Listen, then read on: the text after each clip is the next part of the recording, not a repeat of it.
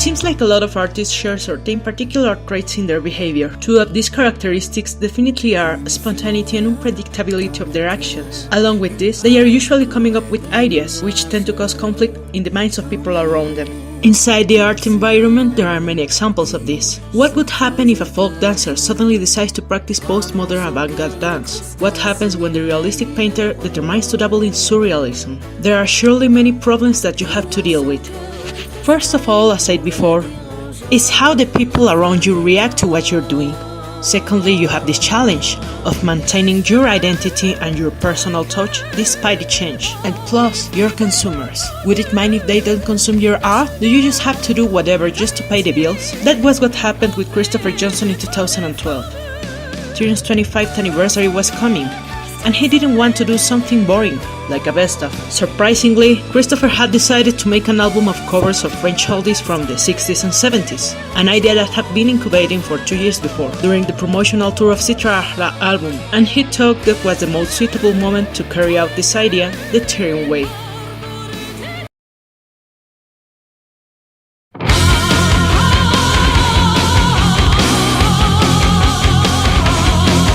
Although so far in our channel the videos we've been uploading about everything related to Therion albums have been focused primarily on music, Les Fleurs du Mal contemplates a dissimilar concept which goes beyond a musical album. It is more of an interdisciplinary project made up of literary, visual and musical aspects, and, in a certain way, an ideological concept of art that shares Charles Baudelaire's life and work. Join us to meet the history of Les Fleurs du Mal.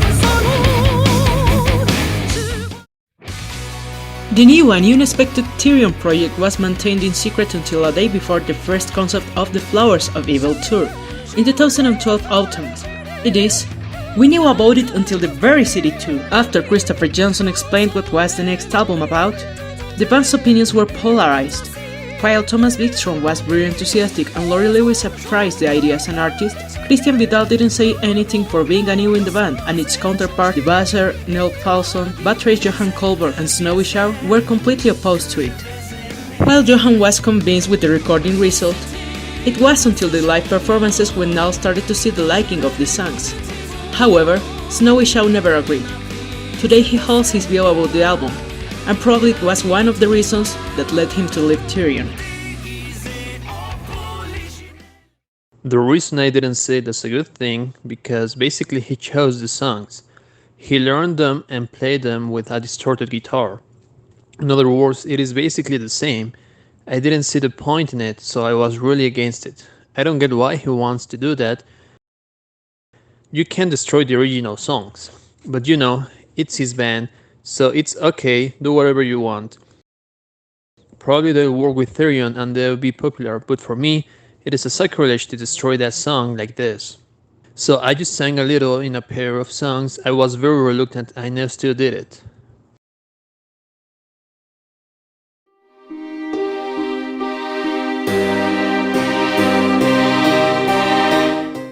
Les Fleurs du Mal is the 15th studio album of Therion, and their first multidisciplinary artistic practice. It involves not only music but painting, cinematographic language, and literary parallelisms. The musical production is composed of cover versions of French pop artists from the 60s. The art of the album was carried out by the painter Saturno Buto, who embodied his art in the libretto and album covers. Finally, the videos are analogically representing a relationship with the French writer Charles Baudelaire, where the historical concept of the artist's life and work is essential. Let's start here. The phrase Les Fleurs du Mal, which gave a name to the album, is a reference related to Baudelaire's context. The cursed poet, life-led and replete with vices and excesses, permeated with evil his artistic vision of the world, and Therion would subtly lead us down the same way. The analogy is unavoidable. With the publishing of their work, both Christopher and Baudelaire were pointed at for doing something completely different to what was expected by their society. On the one hand, we have Baudelaire, who was accused of violating public morality and forced to pay a fine, while 6 of his most obscene poems were banned. On the other hand, Christopher was pointed at and criticized by the internet media. Some fans were speaking ill about Therion for making this album, which challenged every logic, not just for the band, but for the economic interest of labels. Like Baudelaire, Christopher Johnson wasn't in accordance with the ideological parameters of the time. The poet, for him, is the one who is carried away by vices. His lifestyle must be that of a bohemian dreamer, and this would be a part of the music videos.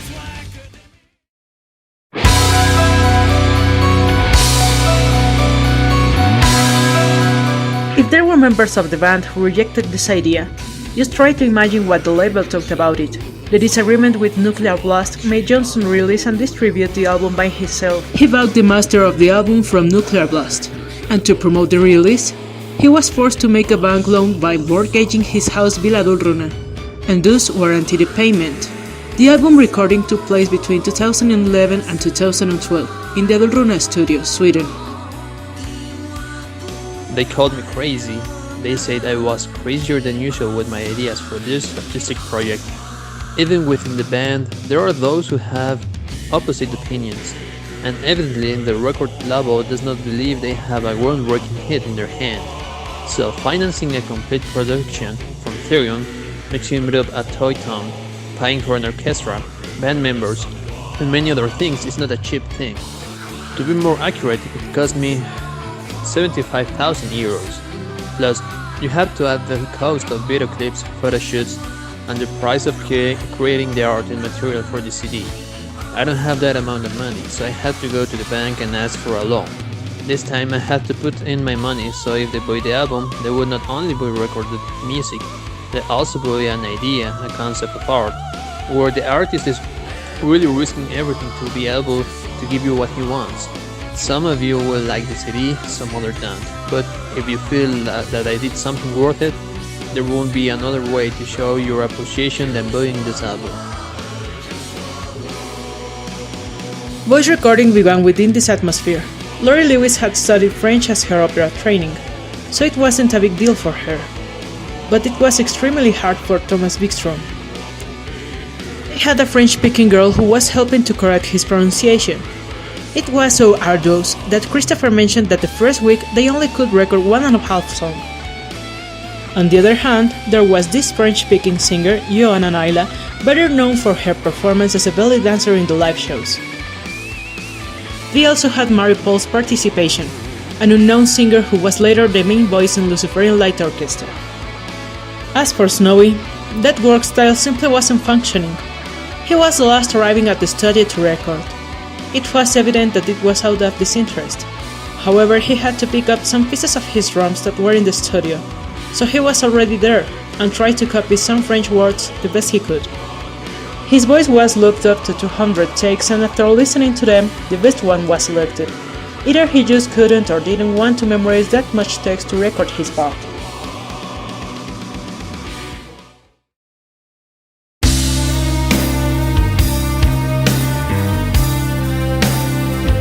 Les Fleurs du Mal is more an art project to celebrate the 55th anniversary of Therion than a studio album.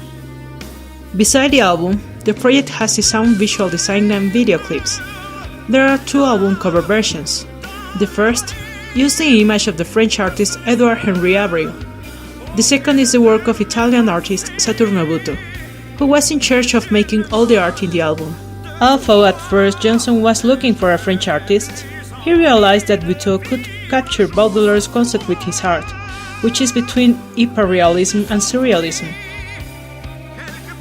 mixing the religious, sexuality, and human body as something sacred.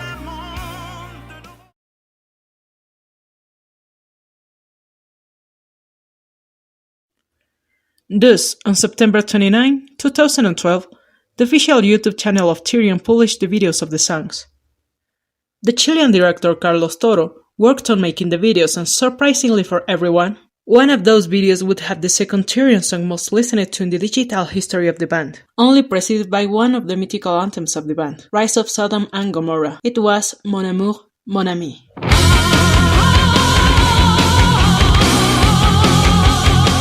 France Gall is the most covered singer in the album, being Puppy Desirée the most popular. Here they take a turn in every way.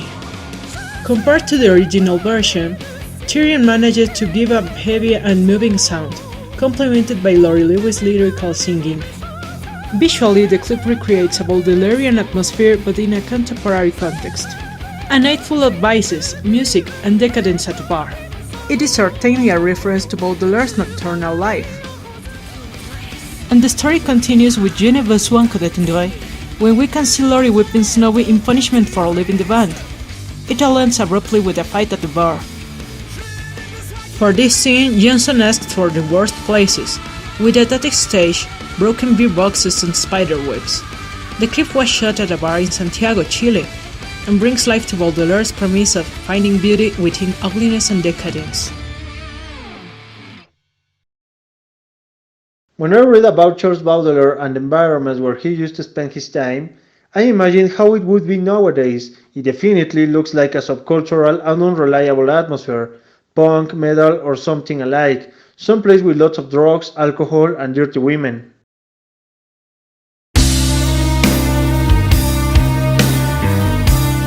Shot at the General Cemetery in Santiago de Chile, in this cover song, Therion paid tribute to the singer and actress Betty Mars. This video is much more theatrical than cinematographic. Through this classic, the band recreates from the drama and the operatic performance the sadness and depression that are in the suicide of Mars. Burdened by lack of support for her artistic career and falling finances, Betty Mars drank a glass of wine and launched herself from her apartment window. Laurie Lewis plays the role of Mars in the video, and unlike the true history, Laurie writes a letter where she speaks of her sadness. Talking about subjects like depression and suicide is something shocking, but rather than worrying, we should be concerned with letting our loved ones know their importance to us. Before performing this song live, Therion briefly told the story of Betty Mars to the public. I wanted to release an album of cover songs from the year before, but it had to sound necessarily like Therion.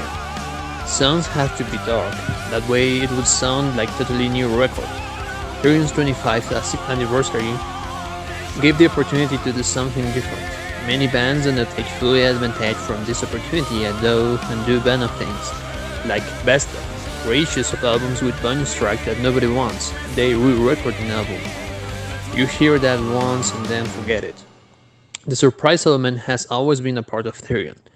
Even in previous albums, we will not fit them all when we have the opportunity to broaden our horizons. We are talking about a cover for a song of Mary Laforet. The happy tone of the song in Therion is transformed into a slow and dark theme with a very doom gothic metal style and a touch that just Therion could give. In the clip, recorded in the house of Christopher Johnson, we can see parallel stories of women who murder their partners and end with a Sabbath in a forest, giving that so characteristic esoteric touch of the band, and making a thematic link with songs like Unguentum Sabbati and Via Nocturna. References of different kinds can be appreciated.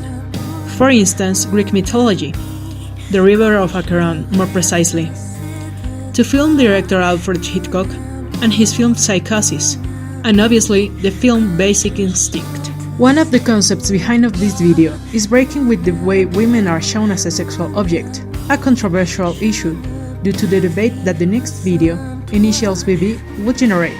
Also, there is the idea of ending the image of the rockstar who only cares about fame, money, and girls. Therefore, Johnson explains that the idea was to make a video clip as opposed to that image as possible, in an artistic way. Instead of the band having a bunch of groupies, they would let their partners be the stars of the clip, and instead of being the successful party stars, they would face the worst possible defeat, getting killed. Each male member of the band chose the way he would die.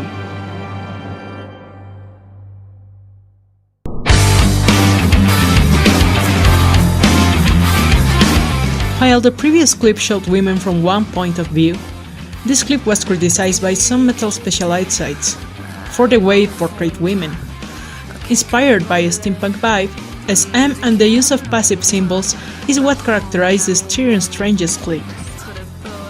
Initials BB is a song by singer Serge Gainsbourg that he made for actress Brigitte Bardot.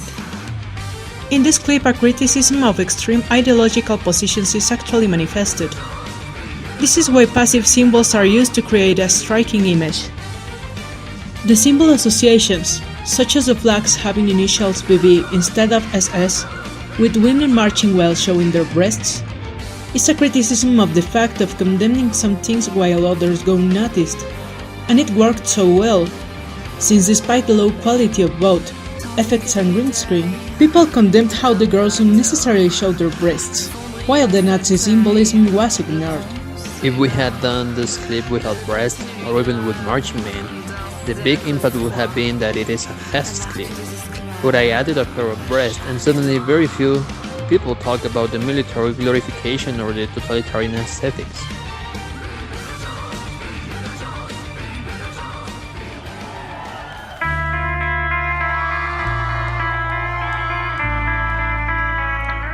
Today there is not much material from the tour. However, there are 3 songs recorded live in Chile and a couple more in the Czech Republic, both with an awesome quality. We can find them on the limited edition DVD Garden of Evil, which is also part of the entire artistic project, lowering the curtain for this cycle in 2016 with an EP titled Les Fleurs, which includes 4 songs that had been recorded in the session for Les Fleurs du Mal, but they had not entered in the album.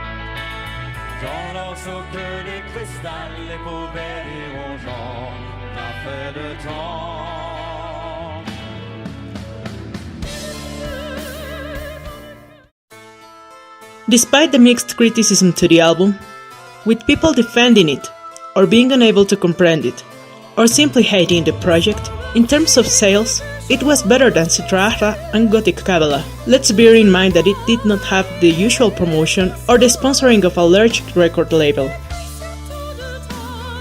The album has even reached some of the original performers of the songs, like singer Annie Phillip, singer for Sur Angélique in 1966, who sent Therion a letter expressing thankfulness for the version made by the band. Léonie Lusson, from whom 3 songs were performed on the album, aged 70, attended a metal concert for the first time in her life in 2018, when she went to see Therion and personally thanked the band for the tribute received.